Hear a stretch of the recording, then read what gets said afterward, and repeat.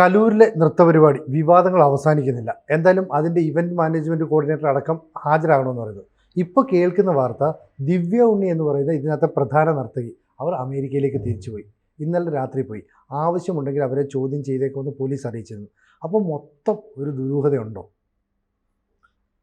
അല്ല, ദിവ്യ ഉണ്ണി അമേരിക്കയിലേക്ക് പോയി എന്ന് പറയുന്നത് അത്ഭുതമായിട്ട് നമ്മൾ കണക്കാക്കേണ്ടതില്ല. കാരണം അവരെല്ലാം വലിയ സെലിബ്രിറ്റികളാണ്.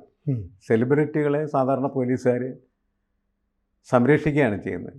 അവരെ ഒരിക്കൽ പോലും നിയമത്തിൻ്റെ വഴിയിൽ കൊണ്ടുവരാനായിട്ട് അവരുടെ ഭാഗത്തുനിന്ന് ശ്രമങ്ങളുണ്ടാവില്ല. ഭരണകൂടം വളരെ ശക്തമായിട്ട് ഇടപെട്ടാൽ മാത്രമാണ് അവരെ പെട്ടെന്ന് ചോദ്യം ചെയ്തതിന് ശേഷം അവരെ അമേരിക്കയിലേക്ക് പറഞ്ഞയക്കാമായിരുന്നതാണ്. ഇപ്പോൾ അമേരിക്കയിൽ എത്തിയതിന് ശേഷം ആവശ്യമെന്ന് കണ്ടാൽ ചോദ്യം ചെയ്യും എന്ന് പറയുന്നത് അർത്ഥശൂന്യമായിട്ടുള്ള പോലീസിൻ്റെ ഒരു ജൽപ്പന മാത്രമായിട്ട് എനിക്ക് തോന്നുന്നു. അതെ, കാരണം അതിൽ കഥയില്ലാത്ത കാര്യമാണ്. നമ്മളിവിടെ കേരളത്തിൽ വലിയ തോതിൽ ജനങ്ങൾ ആശങ്ക പുലർത്തുകയും ജനങ്ങൾ വലിയ തോതിൽ ചർച്ച ചെയ്യുകയും ചെയ്യുന്ന ഒരു വിഷയത്തിൽ പോലീസ് എന്ത് നിലപാടെടുത്തു എന്നുള്ളതാണ് പ്രധാനപ്പെട്ട കാര്യം. അതെ, പോലീസിന് ചോദ്യം ചെയ്യാമായിരുന്നു. ചോദ്യം ചെയ്യണത് വലിയ ഒരു അക്രമമൊന്നുമല്ലല്ലോ. അവർ ഈ വിഷയത്തിൽ, കാരണം ഈ തട്ടിപ്പിൻ്റെ അടിസ്ഥാന ശില എന്ന് പറയുന്നത് ദിവ്യ ഉണ്ണി എന്ന് പറയുന്ന സെലിബ്രിറ്റിയാണ്. അവരുടെ പേര് വെച്ചിട്ടാണ് ഈ പണപ്പിരിവ് മുഴുവൻ നടത്തിയത്. മലയാളിയാണെന്ന് വെച്ച് കഴിഞ്ഞിട്ടുണ്ടെങ്കിൽ ആരുടെ മുന്നിലും പറ്റിക്കപ്പെടാനായിട്ട് കാത്തു നിൽക്കുന്ന ഒരു രൂപമാണ്. ആര് വേണമെങ്കിലും ഞങ്ങളെ പറ്റിച്ചോളൂ, ഞങ്ങൾ റെഡി, നിങ്ങൾക്ക് പറ്റുമെങ്കിൽ പറ്റിച്ചു എന്നുള്ള രീതിയിൽ ഇങ്ങനെ നിന്നു കൊടുക്കുന്ന ആളാണ്. എത്രയോ തട്ടിപ്പുകളാണ് നമ്മൾ ഇതിനകത്ത് കണ്ടിട്ടുള്ളത്. അപ്പോൾ ആട്, തേക്ക്, മാഞ്ചിയം മുതൽ ഇങ്ങോട്ട് ഓരോ തട്ടിപ്പും പരിശോധിച്ചാൽ ആ തട്ടിപ്പുകളിലൊക്കെ പെട്ടവർ മലയാളികളാണ്. അപ്പോൾ മലയാളി ഇങ്ങനെ പറ്റിക്കപ്പെടുന്ന ഒരു മാനസികാവസ്ഥയുള്ളവനാണ് എന്ന് പറയുന്ന ഒരു കാഴ്ചപ്പാട് നിലവിലുണ്ട്. അത് നല്ല രീതിയിൽ മാർക്കറ്റ് ചെയ്യുന്നു, കൗശലക്കാർ പണമുണ്ടാക്കുന്നു. അതാണ് നമ്മൾ ഈ കാര്യത്തിലും കണ്ടത്.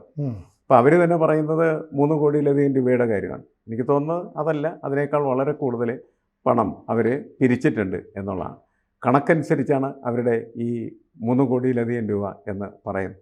വളരെ ചെറിയ ഒരു സംഭവത്തിൽ ഇത്രയും അധികം കോടി രൂപ പിരിച്ചെടുക്കാൻ കഴിയുന്ന ഒരു രീതി ഉണ്ട് എന്ന് കണ്ടിട്ടാണ് കേരളം ഞെട്ടിപ്പോയത്. ഇങ്ങനെയാണോ ആളുകളെ പറ്റിക്കുന്നത് എന്ന് നോക്കി. പക്ഷേ പ്രശ്നം എന്താണെന്ന് വെച്ചാൽ ഈ പറ്റിപ്പിൽ അവരെ ഉൾപ്പെടുത്തിയ പ്രമുഖയായിട്ടുള്ള ഈ നടി എങ്ങനെയാണ് പോലീസ് അറിയാതെ അമേരിക്കയിലെത്തിയത്? അതിൻ്റെ പിന്നിൽ എന്തെങ്കിലും കളിപ്പുണ്ടെന്ന് തീർച്ചയായിട്ടും കളിപ്പുണ്ട്. പോലീസ് ഉദ്യോഗസ്ഥരും അതേപോലെ തന്നെ പ്രമുഖരായിട്ടുള്ള നിരവധി ആളുകൾ അതിൻ്റെ പിന്നിൽ പ്രവർത്തിച്ചിട്ടുണ്ടെന്ന് നമ്മൾ മനസ്സിലാക്കേണ്ടത്. അപ്പോൾ ഈ ദിവ്യ ഉണ്ണിയുടെ ഈ സംഭവത്തിന് ശേഷം പലരും അവരെ മൊബൈലിൽ കോൺടാക്ട് ചെയ്യാൻ ശ്രമിച്ചു. ആരുമായിട്ടും ബന്ധപ്പെടാൻ ദിവ്യ ഉണ്ണി തയ്യാറായിട്ടില്ല. മാത്രമല്ല ദിവ്യ ഉണ്ണിയും ഈ പറയുന്ന സംഘാടകരും തമ്മിലുള്ള ബന്ധം എന്താണ്? ഇപ്പോൾ ഈ 50-50 ആണോ? അതല്ലെങ്കിൽ നിങ്ങൾക്ക് ഇത്ര ഷെയർ വരാമെന്നാണോ? അതല്ല, ദിവ്യ ഉണ്ണിയെ വെച്ചിട്ട് അവർ മുതലെടുക്കുകയായിരുന്നു. കാരണം നമ്മൾ കാണുന്ന വിഷ്വലിൽ ദിവ്യ ഉണ്ണി ഏറ്റവും ഫ്രണ്ടിൽ നിൽക്കുന്നു, മീറ്ററുകളോളം അകലെ 12,000-ഓളം പേർ നിൽക്കുന്നു. അപ്പോൾ ഈ ദിവ്യ ഉണ്ണിക്ക് വേണ്ടി പ്ലാൻ ചെയ്ത ഒരു ലോക റെക്കോർഡിന് വേണ്ടിയിട്ടുള്ള ഉദ്യമമായിരുന്നു. അപ്പോൾ ഇതിനൊക്കെ മറുപടി പറയേണ്ടത് ദിവ്യ ഉണ്ണിയാണ്. ഇപ്പോൾ ഇവർ പെട്ടെന്ന് അമേരിക്കയ്ക്ക് പോകുന്നു എന്നതിലൂടെ മനസ്സിലാകുന്നത് ദിവ്യ ഉണ്ണിക്ക് ഇതിൽ മുഖ്യമായ ഒരു പങ്കുണ്ടായിരുന്നു. അങ്ങനെയല്ലേ? അല്ല, ദിവ്യ ഉണ്ണി ഭയപ്പെട്ടതുകൊണ്ടും പെട്ടെന്ന് പോയേക്കാം. കാരണം പോലീസ് ചോദ്യം ചെയ്താൽ എന്തൊക്കെയാണ് സംഭവിക്കുകയെന്നൊന്നും അവർക്കറിയില്ല. ഇനി അവർ അറിഞ്ഞ് ഇത്തരത്തിൽ വലിയ ഒരു പണപ്പിരിവ് നടത്തിയതാണ് എങ്കിൽ തീർച്ചയായിട്ടും അവർ പോലീസിനെ ഭയപ്പെടും. കാരണം ആ പണം സംരക്ഷിക്കാനായിട്ടുള്ള ഒരു തത്രപ്പാട് അവരുടെ ഭാഗത്തുനിന്നുണ്ടാകും. അതിനുവേണ്ടി എനിക്ക് തോന്നുന്നത് സിനിമാ ലോകത്തെ പ്രമുഖരായിട്ടുള്ള ആളുകളെല്ലാം വിളിച്ച് അവരുടെ സഹായം തേടിയാണ് ആരോരും അറിയാതെ ഇവിടെ നിന്ന് രക്ഷപ്പെട്ടതെന്നാണ് ഞാൻ മനസ്സിലാക്കുന്നത്. ഇപ്പോൾ രക്ഷപ്പെടാനുള്ള സൗകര്യം ഉണ്ടാക്കി കൊടുക്കുന്നത് നമ്മളുടെ ഈ സെലിബ്രിറ്റി സംവിധാനം തന്നെയാണ്. അപ്പോൾ അവർ പോലീസിനെയും കൂടി ഉപയോഗിച്ചിട്ട് അത് ചെയ്തു, അവർ പോയി എന്നുള്ളതാണ് പ്രശ്നം. പക്ഷേ ഇപ്പോഴും മലയാളിയുടെ ഉത്കണ്ഠ എന്ന് പറയുന്നത് ഇപ്പോഴും ഉമാ തോമസ് എന്ന് പറയുന്ന MLAയുടെ ജീവിതത്തിൽ തന്നെയാണ്.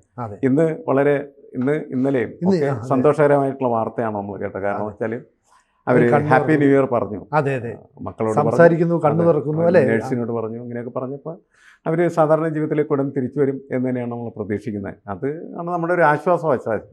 പക്ഷേ അങ്ങനത്തെ ഒരു ആക്സിഡൻറ്റ് ഉണ്ടായതോടെയാണ് ഈ തട്ടിപ്പിൻ്റെ മറ്റൊരു മുഖം നമ്മൾ കാണുന്നത്. നമ്മൾ ഈ ന്യൂജൻ പുതുതലമുറ എന്നൊക്കെ പറഞ്ഞാൽ അവർ ചിന്തിക്കുന്നത് എങ്ങനെയാണ് എന്ന് നമുക്ക് മനസ്സിലാക്കാൻ പറ്റില്ല. അത്രമാത്രം ഫാസ്റ്റായിട്ട് അവർ ചിന്തിക്കുകയും അവർ തട്ടിപ്പ് നടത്തുകയും ചെയ്യുന്നു എന്നുള്ളതാണ്. ആ തട്ടിപ്പിന് ആളുകൾ വിധേയമാകാനായിട്ട് ഉള്ള പ്രധാനപ്പെട്ട അവരുടെ ഒരു ക്യാരക്ടർ എന്ന് പറഞ്ഞു കഴിഞ്ഞിട്ടുണ്ടെങ്കിൽ പ്രശസ്തിയാണ് ഏറ്റവും പ്രധാനപ്പെട്ട കാര്യം. നമ്മൾ ഈ പ്രശസ്തി കിട്ടാൻ വേണ്ടിയിട്ട് എന്തും ചെയ്യുന്ന ആളുകളായിട്ട് മാറിത്തീരുന്നുണ്ട്. ഇപ്പോൾ പ്രശസ്തിക്ക് വേണ്ടി അവർ നടത്തുന്ന, ഇപ്പോൾ പണ്ട് നോക്കും മമ്മൂട്ടിയൊക്കെ സിനിമയിലേക്ക് വരുന്നതിന് മുമ്പ് പ്രശസ്തനായത് സ്ട്രീക്കിംഗ് എന്ന് പറയുന്ന ഒരു സാധനം നടത്തിയിരുന്നു, ഓർമ്മയുണ്ട്? അതെ അതെ ആ ലോ കോളേജ് മുമ്പിൽ നിന്ന് ലോ കോളേജ് മഹാരാഷ്ട്രയിലേക്ക് അദ്ദേഹം തുണിയില്ലാതെ ഓടി എന്നുള്ളതാണ്. അപ്പോൾ അത് വലിയ വാർത്തയായി. അപ്പോൾ ഇങ്ങനെ അത് നമുക്കറിയാം, ആ വാർത്ത എന്ന് പറയുന്നത് കുപ്രസിദ്ധിയാണ് അതിലൂടെ വരുന്നത് എങ്കിൽ പോലും അവരെന്ത് ചെയ്യാണ്, പ്രസിദ്ധരായി തീരുകയാണ് ചെയ്യുന്നത്. ഇന്നത്തെ കാലത്തിൻ്റെ ഒരു പ്രത്യേകത അതാണ്.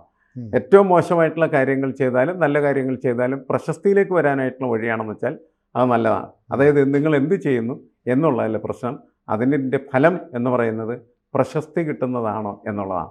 അങ്ങനെ നോക്കി എന്തും ചെയ്യുന്ന ഒരു ആൾക്കൂട്ടമായിട്ട് നമ്മളുടെ ഈ ഇന്നത്തെ സമൂഹം മാറി. ശരിക്കും പറഞ്ഞു കഴിഞ്ഞാൽ കാതലില്ലാത്തൊരു സമൂഹത്തിൻ്റെ കാഴ്ചപ്പാടുകളാണ്. എന്നുവെച്ചാൽ കാമ്പില്ല, നമ്മുടെ സമൂഹം അങ്ങനെ കാമ്പില്ലാത്തവരെ മാറിക്കുന്നു. പക്ഷേ അവർക്ക് നല്ല ഉൾക്കാഴ്ചയും അതേപോലെ തന്നെ നല്ല ബുദ്ധിയും നല്ല തന്ത്രമൊക്കെ അവരുടെ കയ്യിലുണ്ട്, പണം ഉണ്ടാക്കുന്ന കാര്യം. അപ്പം എങ്ങനെ പണം ഉണ്ടാക്കാം എന്നുള്ളതിന് വലിയ ഗവേഷണം നടത്തുന്ന ഒരു സമൂഹമായിട്ട് കൂടി നമ്മുടെ സമൂഹം മാറുന്നുണ്ട്. അപ്പോൾ കുറേയധികം ആളുകൾ പറ്റിക്കപ്പെടുന്നു.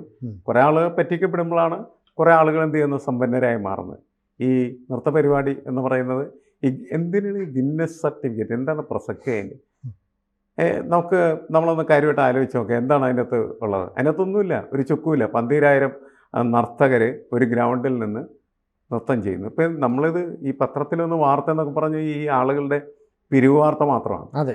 പക്ഷേ അവർ ഈ ദിവ്യ ഉണ്ണിയും സംഘവും ചെയ്തൊരു കാര്യം എന്ന് വെച്ചാൽ കേരളത്തിലെ എല്ലാ നൃത്ത സങ്കേതങ്ങൾ അല്ലെങ്കിൽ നൃത്തം പഠിപ്പിക്കുന്ന സ്കൂളുകൾ മുഴുവനും സമീപിക്കുകയും അവിടുത്തെ അധ്യാപകരെ ഇതിൻ്റെ പ്രയോക്താക്കളാക്കി മാറ്റുകയും ചെയ്തിട്ടുണ്ട്. അധ്യാപകർ വഴിയാണ് വളരെയധികം ആളുകൾ ഇതിനകത്ത് വന്നിട്ടുള്ളത്, കുട്ടികൾ വന്നിട്ടുള്ളത്.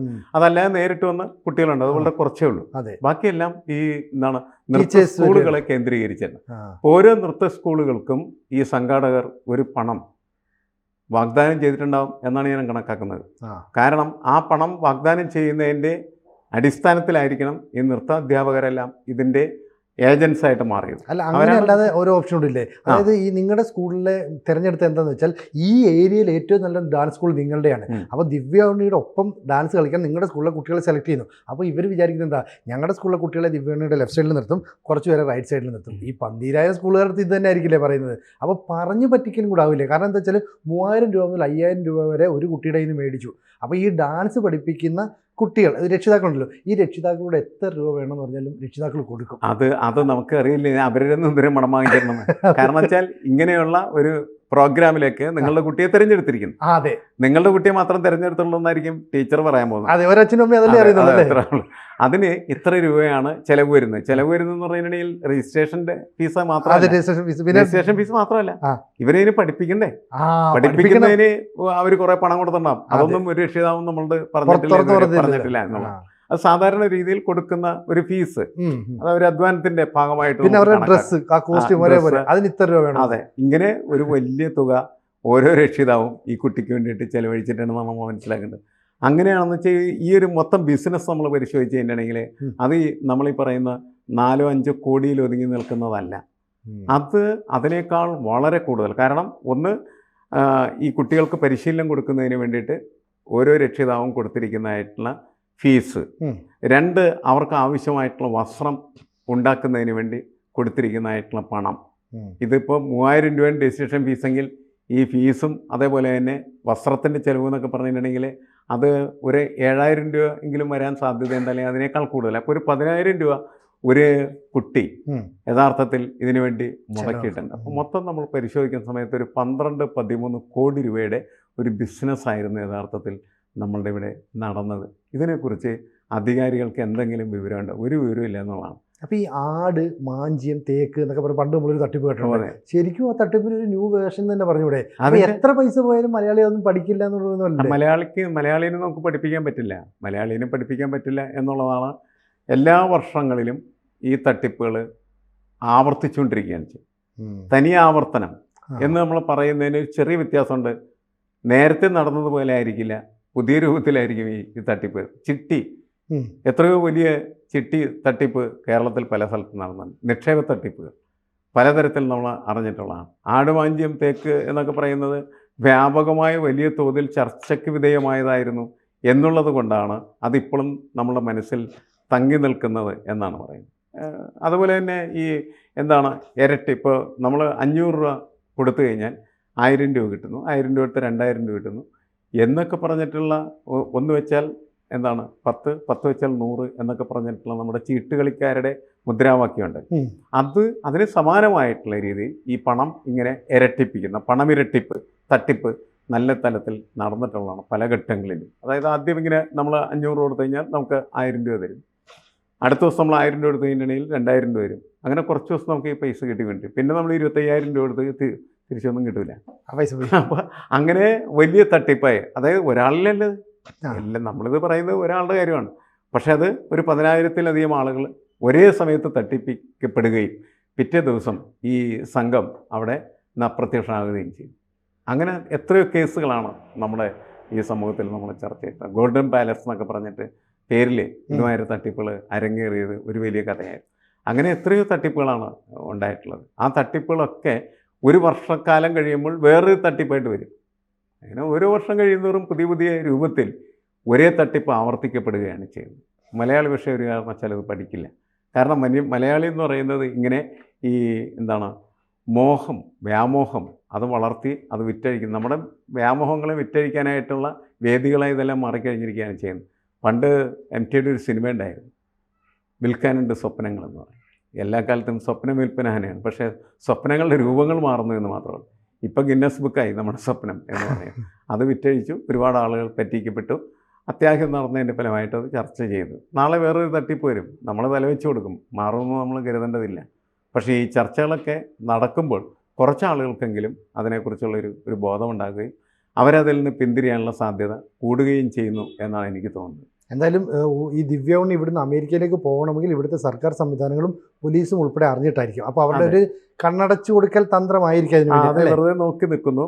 ദിവ്യ ഉണ്ണി എന്ന് പറഞ്ഞിട്ടുണ്ടെങ്കിൽ പ്രശസ്തയായിട്ടുള്ള സിനിമാ താരം എന്ത് ചെയ്യുന്നു, അതൊക്കെ പറന്നകലുന്നു. എന്ത് സംഭവിക്കും? സാധാരണക്കാരനെ സംബന്ധിച്ചിടത്തോളം ഇതൊക്കെ കാണുക എന്നതിനപ്പുറം ഒന്നും പ്രത്യേകിച്ച് സംഭവിക്കുന്നില്ല എന്നുള്ളതാണ്. സർക്കാർ നടപടികൾ എന്തെങ്കിലുമൊക്കെ ഉണ്ടാവുമെന്നുള്ളത് നമുക്ക് സർക്കാർ സംവിധാനം മാത്രമല്ല ഞാൻ പറഞ്ഞു, പ്രതിപക്ഷവും അതേപോലെ തന്നെ സർക്കാരും, ഇപ്പോൾ BJP അവരെല്ലാവരും ഇതിനകത്ത് സഹായിച്ചിട്ടുണ്ടായിരിക്കും. കാരണം ഇവരുടെ എല്ലാവരുടെയും ആണല്ലോ ഈ സെലിബ്രിറ്റികൾ എന്ന് പറയുന്നത്. സുരേഷ് ഗോപിയുടെ പോലും സഹായം ഇക്കാര്യത്തിൽ തേടിയിട്ടുണ്ട് എന്നാണ് നമ്മൾ മനസ്സിലാക്കുന്നത്. അദ്ദേഹം ഒരു സിനിമ ലോകത്തിൻ്റെ രക്ഷകനായി ഇപ്പോൾ മാറിക്കഴിഞ്ഞിരിക്കുന്നു എന്നുള്ളതുകൊണ്ട് അദ്ദേഹത്തെ കുറ്റം പറഞ്ഞിട്ട് കാര്യമില്ല. അദ്ദേഹത്തിൻ്റെ അടുത്ത് ഇവരെല്ലാം ചെല്ലുന്നു, അദ്ദേഹം കഴിയുന്ന സഹായങ്ങൾ ചെയ്തു കൊടുക്കുന്നു എന്ന് മാത്രമേ ഉള്ളൂ. അപ്പോൾ എല്ലാവരും ഈ സെലിബ്രിറ്റി സ്പേസിൽ ഇങ്ങനെ കളിക്കുകയും സാധാരണക്കാരായിട്ടുള്ള ആളുകൾ അത് കണ്ട് അന്തം വിട്ട് ജീവിക്കുകയും ചെയ്യുന്നു. അതിനപ്പുറത്ത് എന്തെങ്കിലും ഇതിനകത്തുണ്ടാവും. കുറച്ച് ദിവസം കഴിയുന്ന സമയത്ത് നമ്മളിതെല്ലാം വിസ്മരിക്കും. അപ്പോൾ എന്തായാലും ദിവ്യ ഉണ്ണിക്ക് ഇനി ഈ പറയുന്ന സുരേഷ് ഗോപിയുടെ അടുത്ത് കോൾ ചെന്ന കാര്യങ്ങളൊക്കെ പുറത്തു വരും, അതൊക്കെ ചെയ്താൽ ഇനി അതായിരിക്കും അടുത്ത വിവാദം. ഉണ്ടാവില്ല. കൂടുതൽ വാർത്തകളും വിശേഷങ്ങളും നിങ്ങളിലേക്ക് എത്താൻ ABC മലയാളം സബ്സ്ക്രൈബ് ചെയ്യുക, ബെൽബട്ടനും അമർത്തുക.